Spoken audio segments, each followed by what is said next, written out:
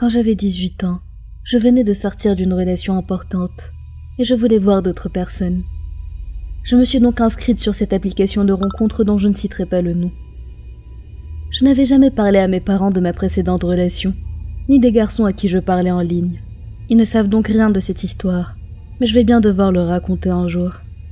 Bref, en très peu de temps, j'ai reçu plein de messages. La plupart étaient des pervers, on n'avait tout simplement pas réussi à attirer mon attention, jusqu'à ce qu'un garçon mignon m'envoie un message. J'ai oublié son nom, on va donc l'appeler Eric. Eric avait dans les 23 ans à l'époque.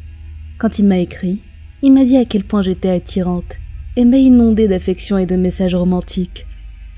J'étais naïve à l'époque, j'étais émerveillée et je rougissais quand il me disait tout ça. On a commencé à faire connaissance.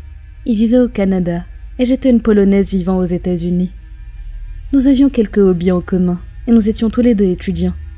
Je faisais des études pour entrer dans la police et lui préparait une licence. Au bout d'un moment, ces messages ont commencé à me mettre mal à l'aise. Il me disait qu'il préférait les filles blanches plutôt que les asiatiques et qu'il avait toujours voulu avoir une relation avec une blanche. Il m'a demandé si j'étais toujours vierge et même si je me sentais mal à l'aise, j'ai répondu oui. Il a commencé à sexualiser la conversation et je n'aimais pas ça, mais j'ai continué à lui répondre. Puis il m'a demandé si je pouvais venir le voir au Canada, même si je venais à peine de faire sa connaissance.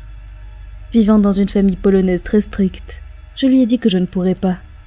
Il a insisté en me disant que j'étais une adulte et que je devais prendre mes propres décisions, ce qui était vrai, mais si vous êtes polonais, vous devez obéir à vos parents même si vous êtes adulte.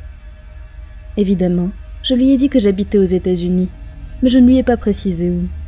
Et soudainement, il m'a demandé si j'habitais dans telle ville, dans tel département. J'étais choquée quand il m'a demandé ça, parce que je ne lui avais jamais dit où j'habitais exactement. Et sur mon profil, je ne l'avais pas mentionné non plus. Je n'ai aucune idée comment il a fait pour découvrir ça. Je lui ai menti en lui disant que je n'habitais pas là, mais il ne m'a pas cru, et j'ai fini par lui avouer. Il m'a ensuite demandé mon adresse, mais je refusais de lui donner. Il s'est énervé en me disant que tout le monde s'échangeait son adresse, ce qui n'était évidemment pas vrai. J'ai fini par le bloquer, mais l'histoire ne s'arrête pas là. Quelques semaines plus tard, j'ai entendu dire qu'il y avait eu une entrée par effraction dans mon quartier. 2 hommes se sont introduits dans une maison, mais ils n'ont rien volé. Au lieu de ça, ils donnaient l'impression de chercher quelqu'un. Mon cœur s'est emballé quand j'ai entendu ça. Eric me cherchait. Quelques maisons plus tard, ne me trouvant pas, ils ont abandonné.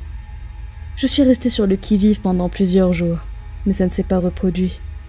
Je n'ose pas imaginer ce qui serait arrivé si Eric avait trouvé la bonne maison dans mon quartier et m'avait kidnappée.